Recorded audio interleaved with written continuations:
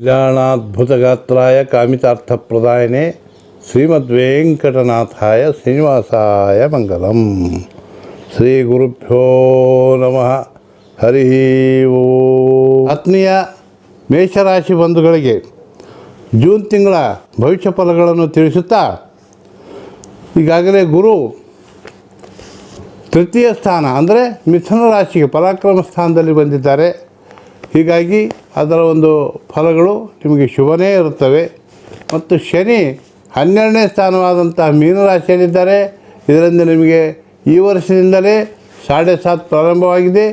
June 2027ರಿಂದ 27ಕ್ಕೆ ಅಂದರೆ 6ನೇ ತಾರೀಕು ಅವತ್ತು ಆ ಒಂದು ಶನಿಗ್ರಹ ನಿಮ್ಮ ಒಂದು ರಾಶಿಗೆ ಪ್ರವೇಶ ಮಾಡ್ತದೆ. ಈಗ ಸದ್ಯ 12ನೇ ಶನಿ ಇದೆ. ಅದಕ್ಕೆ ಕಾರಣ ತಾವು ಶನಿ ಶಾಂತಿ ಮಾಡಿಸ್ಕೊಳ್ಳೋದು ಬಹಳ ಉತ್ತಮ.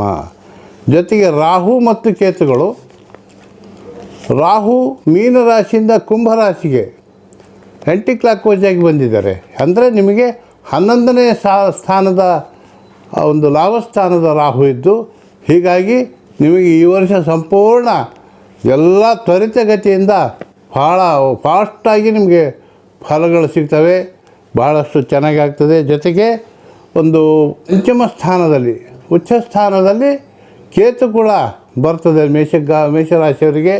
ಆ ಒಂದು ಪಂಚಮ ಸ್ಥಾನದಿಂದ ನಿಮ್ಮ ಮಕ್ಕಳಿಗೆ, ಅವರಿಗೆಲ್ಲ ಉದ್ಯೋಗ, ವ್ಯವಹಾರ ಮತ್ತು ವಿದ್ಯಾರ್ಥಿಗಳಿಗೆ ಪ್ರಗತಿ ಎಲ್ಲ ಆಗುತ್ತದೆ. ಜೊತೆಗೆ ಸೂರ್ಯ ಭಗವಾನರು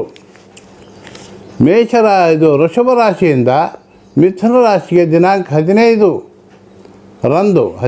ಜೂನ್ ರಂದು ಪ್ರವೇಶ ಮಾಡ್ತಾರೆ. ಅದರಿಂದ ನಿಮಗೆ ಸಾಕಷ್ಟು ಧನಲಾಭ, ಐಶ್ವರ್ಯ ಮತ್ತು ಸರ್ಕಾರಿ ಕೆಲಸಗಳು ನೆರವೇರ್ತವೆ. ಜೊತೆಗೆ ಬುಧ ಕೂಡ ನಿಮಗೆ ಒಂದು ಸಾಥಿ ಕೊಡ್ತಾರೆ. ಅವರು ಕೂಡ ಮಿಥುನ ರಾಶಿಯಲ್ಲಿ ಸೂರ್ಯನ ಜೊತೆಗೆ ಇರ್ತಾರೆ. ಇದಕ್ಕೆ ಬುಧಾದಿತ್ಯ ಯೋಗ ಅಂತ ಕೂಡ ಹೇಳ್ತಾರೆ.